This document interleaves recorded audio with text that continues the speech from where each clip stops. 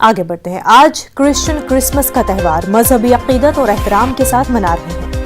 Christmas کے حوالے سے عبادات کا آغاز جمعے اور ہفتے کی درمیانی شب تمام گرجا گھروں میں ہو گیا ہے۔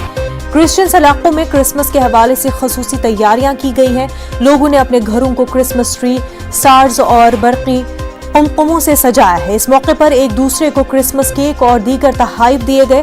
عبادات میں مسیحی پیشوا حضرت عیسیٰ علیہ السلام کی تعلیمات پر بیانات دیے جا رہے ہیں۔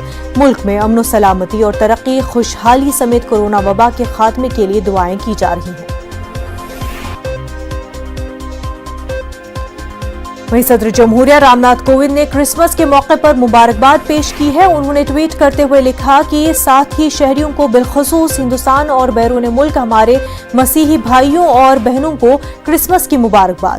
اس خوشی کے موقع پر آئے ہم ایک ایسے معاشرے کی تعمیر کا عزم کریں جو انصاف اور آزادی کی اقدار پر مبنی ہو اور یسوع مسیح کی تعلیمات کو اپنی زندگیوں میں اپنائیں۔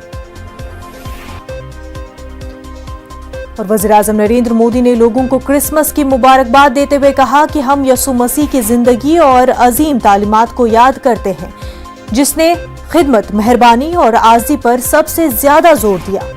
سب صحت مند اور خوشحال رہیں، چاروں طرف ہم آہنگی ہو۔